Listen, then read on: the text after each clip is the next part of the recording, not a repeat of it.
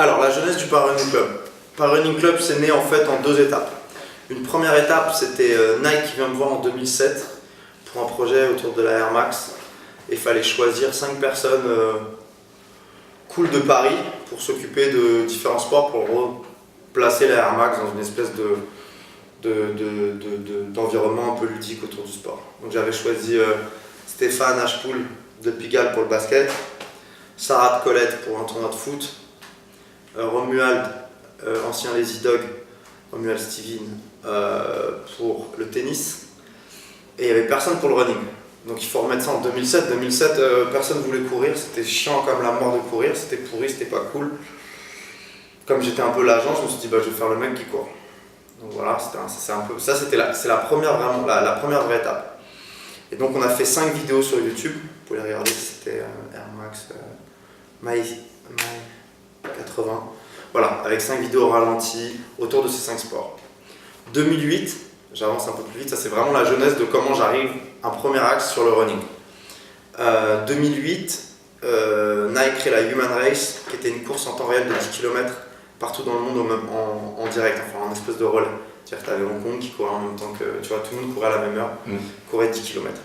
En un monde ça, donc on est fin 2010 bien sûr, ça c'était, je crois que c'était juin 2008 si je dis pas de bêtises.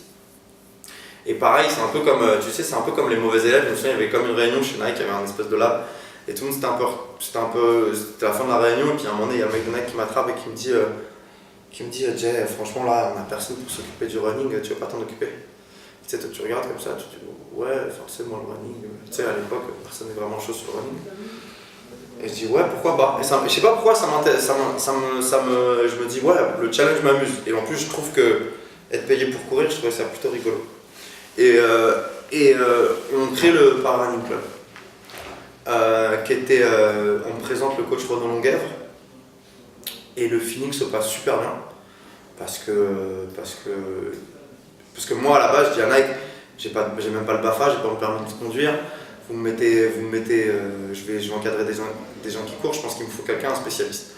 On regarde dans les athlètes Nike, et il y a le coach Renaud Longuèvre, qui était à l'époque, qui sortait des championnats du monde avec l'ADJ, qui avait comme une grosse référence à l'INSEP, directeur national déjà il était.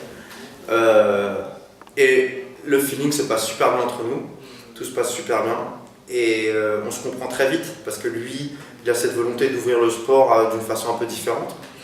Et on embarque, je sais plus, entre 6 et 10 personnes, des DJ, des graphistes, des artistes, autour pour les préparer à ces 10 km.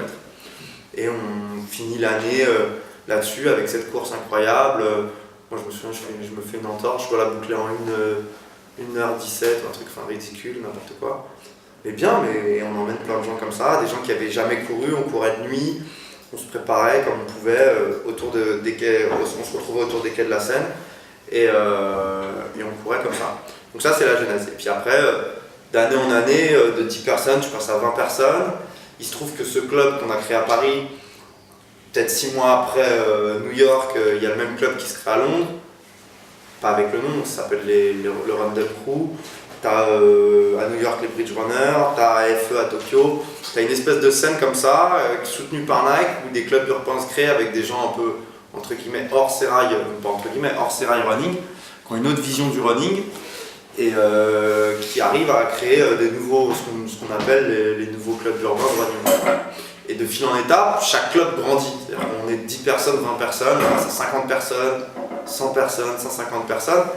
Et au fil des années, après, ça devient même une marque de fabrique marketing de Nike qui en fait son point d'orgue mass market. Et nous, on continue. Et aujourd'hui, en 2000, ça fait 2 ans qu'on n'est plus affilié directement à Nike, on n'est plus soutenu par Nike, mais on continue à collaborer avec eux de temps en temps. Et c'est un club indépendant, soutenu par Nike, voilà, qui regroupe forcément toujours ce même ADN, cette volonté de courir différemment, mais qui forcément, entre le jour 1 où en 2007-2008, tu étais face à des gens qui n'avaient jamais couru, que tu mettais à la course, parce que c'était ça la primauté, c'était de faire découvrir le running à des gens et leur montrer que c'était pas chiant de courir en fait. Trouver un axe pour montrer que courir c'était pas chiant. On est arrivé à des gens qui sont devenus des coureurs. Et donc maintenant le challenge c'est un peu c'est quoi la nouvelle étape d'aujourd'hui du running. Parce que tu es face à des gens maintenant qui tapent des temps, qui font des compétitions, tu es face aussi à de nouveaux problèmes, des problèmes physiques aussi dont il faut pouvoir répondre, des problèmes de nutrition. Les discussions, c'est plus les mêmes. Avant, c'était juste des discussions pour rigoler, je vais transpirer, je vais courir. Aujourd'hui, c'est non, mais là, j'ai fait que 3 foulées au lieu de 10, ça c'est chaud. Ah, mais là, ce legging, il me boudine. Non, mais t'as des conversations qui changent et tu te rends compte que l'évolution de coureur débutant, on va dire, à coureur avec une grosse envie de progresser, et ben, ça a complètement aussi changé notre approche.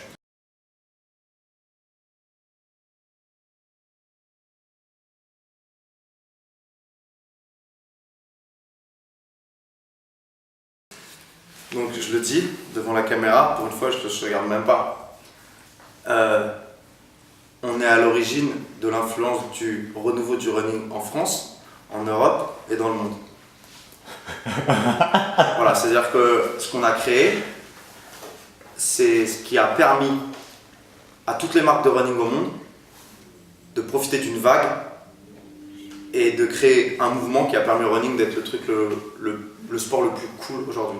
Pour preuve, sur les mêmes parcours qu'on faisait il y a 8 ans, il n'y avait pas un chat qui courait, pas un chat. Aujourd'hui, les rues, elles sont gavées. Après, forcément qu'il y a de la provocation dans ma réponse. T'es jamais seul à l'origine d'un mouvement. Sans les mecs de New York, quand je dis nous, c'est, je vais être très honnête, c'est le club de New York, Bridge Runner, le club de Londres, Random Crew, Paris Running Club, Enbro au Danemark, et puis après tous les clubs qui sont arrivés après, Pata Running Club Amsterdam, Berlin, Brave, AFE, Hong Kong Harbor, tous les clubs en fait qui sont nés de l'impulsion Nike via les budgets Nike. Derrière, qu'est-ce qui s'est passé? Adidas a paniqué. Donc ils ont commencé à vouloir créer le même type de club. Ils ont créé une autre typologie marketing pour rendre le running cool. De là, qu'est-ce qui s'est passé? ASICS a paniqué, a créé une autre stratégie marketing derrière. De là, qu'est-ce qui s'est passé? New Balance a paniqué, ainsi de suite, ainsi de suite. Et chacun, à la fin, même ma mère, elle avait un club de running. Tout le monde avait un club de running. Le club de running, c'était le truc le plus cool. Mais qu'est-ce que ça a changé profondément? C'est que tout d'un coup, les marques, elles se sont dit, putain, on va devoir payer des agences et des gens pour comprendre ce qu'aujourd'hui, qui sont le consommateur de running. Et qu'est-ce que ça a amené? Ça a surtout amené des nouvelles générations au running. Donc qui dit nouvelle génération, dit nouvelle typologie de vêtements, nouvelle typologie de musique, nouvelle typologie de marketing, nouvelle typologie de discours. Et à ça, pour moi, la deuxième plus grosse révolution avec nous, c'est les applications.